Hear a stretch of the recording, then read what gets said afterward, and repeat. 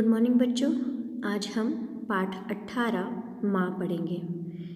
माँ कविता बाल कवि बैरागी द्वारा रचित है। इस कविता में कवि ने माँ के विराट व्यक्तित्व की अनुभूति को व्यक्त किया है। एक एक पैराग्राफ में आपको पढ़ती जाऊंगी और उसका अर्थ आपको समझाती जाऊंगी। मैं धरा का धैर्य हूँ, ज्योति हूँ मैं ही गगन की, अग्नि की मैं ही लपट हूँ, तीव्र गति हूँ मैं पवन की। नीर का गंभीर स्वर हूँ, वत्सला हूँ वंदना हूँ, मैं जननी हूँ जन्मदात्री, विश्व की शुभकामना हूँ। इस पहले पैराग्राफ के द्वारा कवि कहते हैं कि माँ के लिए विराट व्यक्तित्व में अनेक भावनाएं निहित रहती हैं। माँ कहती है कि मेरी भावनाओं में धरती के जैसा धैर्य है, मतलब मेरे व्यक्तित्व में पृथ्वी के समान धैर्यता है। मैं बहुत धैर्यवान हूँ, मैं ही आकाश की ज्योति हूँ, मैं ही आग की लपट हूँ और मुझ में ही वायु की गति व्यापक है, मुझ में ही जल की गंभीरता है। मैं ममतामयी, स्नेहमयी और पूजनीय हूँ, मैं जन्म देने वाली माता हूँ। मेरे वात्सल्य भाव से ही संसार को सुखद और सरल बनाया जाता है। कहने का भाव यह है कि माँ का व्यक्तित्व विराट है। उसके व्यक्तित्व में धरती के समान धैर्य, तीव्रता, पवन की गतिमय व्यापकता और गंभीरता है। आगे है,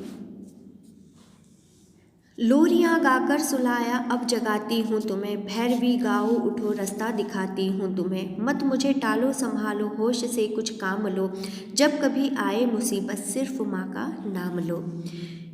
इस पद के द्वारा कवि कहते हैं कि माँ का व्यक्तित्व केवल स्नेहमयी ममतामयी ही नहीं है। माँ अपने बच्चों को गीत गाकर सुलाती है तो वह जगाती भी है। वह भैरवी राग गाकर दुर्गा की भांति उठाती है अपने बच्चों को और जीवन में संघर्ष का मार्ग भी दिखाती है।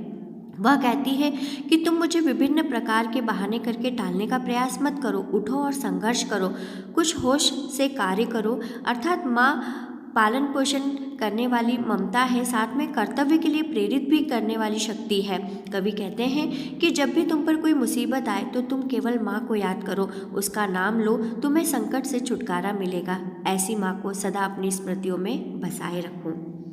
यह दूसरी कविता है, माँ बस यह वरदान चाहिए।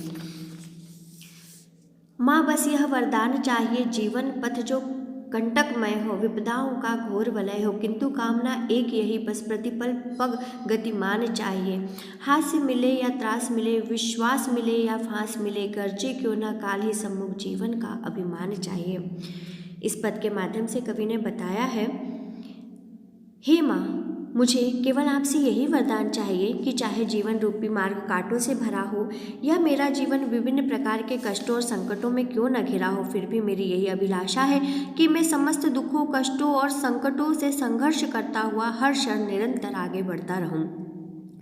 मुझे जीवन रूपी मार्ग में आगे बढ़ते हुए चाहे हानि हो या कष्ट हो, विपत्तियों का सामना करना पड़े, जीवन में विश्वास प्राप्त हो या मेरे साथ विश्वासघात हो, चाहे मेरे सामने साक्षात मृत्यु ही क्यों ना आ जाए, किंतु ऐसी स्थिति में भी मेरा स्वाभिमान बना रहे।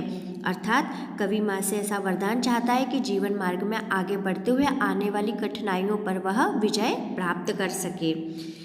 अगला पद है, जीवन के इन संघर्षों में, दुख कष्ट के दावानल में, तिल तिल कर तन जले न क्यों पर, होठों पर मुस्कान चाहिए।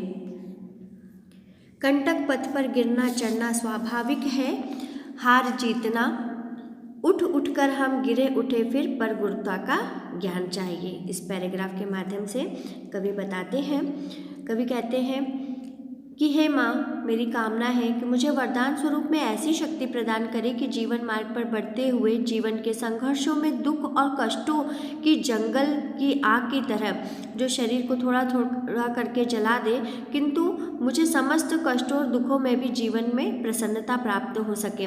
कवि कहते हैं कि जीवन में कष्टों और दुखों के कारण यह शरीर धीरे धीरे नष्ट क्यों ना हो जाए, किंतु होठों पर सदा मुस्कान बनी रहना चाहिए, मुख पर निराशा या पीड़ा का भाव नहीं आना चाहिए। कांटों और दुखों विपत्तियों से भरे जीवन मार्ग पर बढ़ते हुए अवनति की ओर जाना और फिर उठकर चढ़ना तथा जीवन में हार जीत आना तो स्वाभाविक प्रक्रिया है। जीवन मार्ग पर चलते हुए हम गिरे उठे या फिर उठे और गिरे, ऐसी स्थिति में भी मन में सदैव गंभीरता बनी रहे। आगे है, मेरी हार देश की जय हो, स्वार्थ भाव का क्षण क्षण क्षय हो, जल जल कर जीवन दूं जग को, बस इतना सम्मान चाहिए माँ, बस यह वरदान चाहिए माँ, बस यह वरदान चाहिए।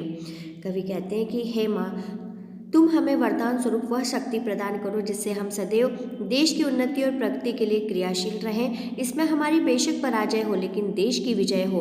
हम अपने जीवन में उन्नति और प्रगति करें या ना करें, लेकिन देश की उन्नति और प्रगति हो। हमारे स्वार्थ मानो हर क्षण क्षय हो। भाव यह है कि हम अपने समस्त स्वार्थ त्याग कर राष्ट्र सेवा में लगे रहें। हम जलकर जीवन को जग के लिए समर्पित कर दें। हमारा लक्ष्य यही रहे, यही जीवन का सबसे बड़ा सम्मान है। माँ, हमें वरदान स्वरूप यही शक्ति प्रदान करो, इसके अतिरिक्त हमें कुछ नहीं चाहिए।